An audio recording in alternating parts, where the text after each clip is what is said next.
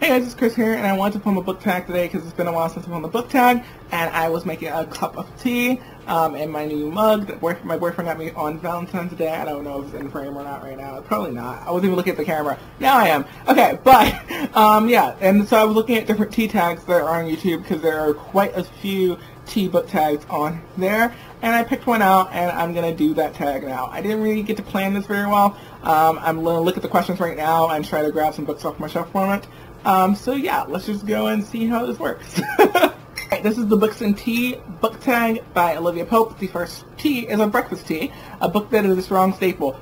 For staples, so I don't read, I do read a lot of classics. I read a ton of classics. But I also, as you guys are not new to my channel, you know I kind of focus on queer lit a lot. And so I want to talk about some queer lit staples. And so I was just thinking about what are some queer staples of queer literature. And just thinking things like Annie on My Mind. And you have things like going back all the way to classics like Wings by Mikhail Kuzmin. But I was thinking of like what some modern staples are. And I feel like if people recommend queer books, one of the first things they're going to be recommending is Aristotle and Dante Discover the Secrets of the Universe.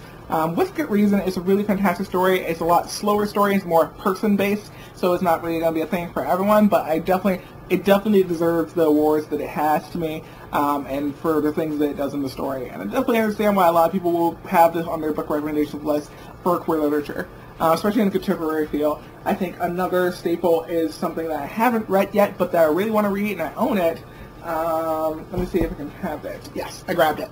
It is The Miseducation of Cameron Post. I want to put a lesbian book in here that I think is like a staple of modern lesbian fiction as well. And this one's about a girl who is sent away to a conversion camp, I believe.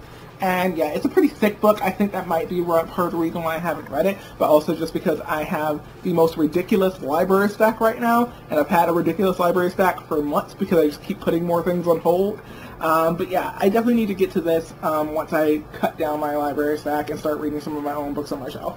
One more thing that I think is a staple that's a little bit older is Boy Meets Boy by Dale Levinson. This is a book about a town which is just very accepting, and it came out years ago. It came out when I was in high school. This book really helped me a lot in high school, and I feel like that it's one of those staples of queer lit. I think David Levithan, as an author, is one of those staple queer lit authors because he's been doing this and helping LGBT teens and young adults for a long time. And I really, really appreciate him as an author.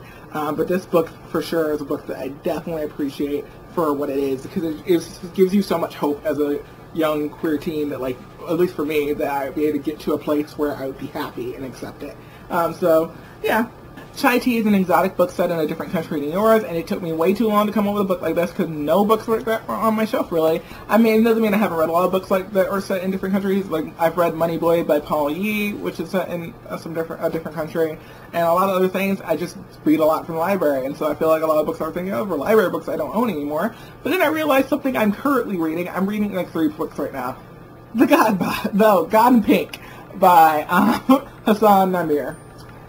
Which is set in Iraq, and I'm actually now halfway through the book. It's so good though. It's so good. Like it's better than I thought it would be. Like, it's not as rough as I thought it would be, because there's some rough stuff that happens in that first 30 pages, but once you get past that, I feel like this book is just so amazing and definitely worth reading. Again, I just need to read more. I've read like 2 things this month, you guys. I'm last, but it's fine. But yeah, I really like that book. So I'm going to put that for that answer. Made it. I was like depriving myself of sleep to finish the book, so that might have been part of it. I was sitting in the lobby of a hotel and just making all these gestures and trying to figure out what is going on in the mystery of this book. And like, what happened to January? And what is Flynn going to do? What, the police is suspecting him? Oh my god, what's going on? I was making so many gestures, and I feel like anyone who walked past me in that lobby was like giving me like side glares for being just ridiculous in the lobby because of the way this book was making me feel and things that this book was making me do. So yeah, this was a very invigorating book. I don't read a lot of thrillers. This is like are really mysteries, I guess, and I do like mysteries with queer characters. I liked Flynn's coming out arc in this, and I really liked following him trying to figure out what happened to his ex-girlfriend. So yeah, I really like that story a lot.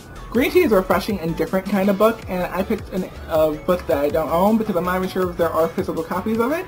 This is a gay romance novel that focuses on 3 men who end up being in a polyamorous relationship.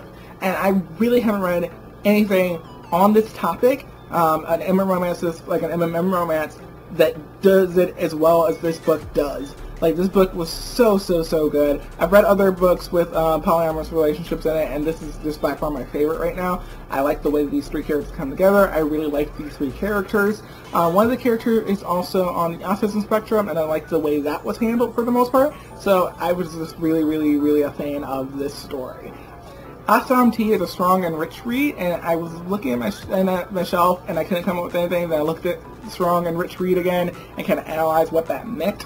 And I'm thinking like something that for a rich read, something that's really packed with a lot of different things, and it's just really strong book and does well. The Evolution of Ethan Poe by Robin Riordan. She packs so much into this book. And does an amazing job at it. She packs Ethan's coming out story. She packs a character going through the body dysmorphic disorder, a debate about religion and teaching evolution in schools. This book is packed with a lot of different things. And I just think that she does a really good job of juggling all of that in this book.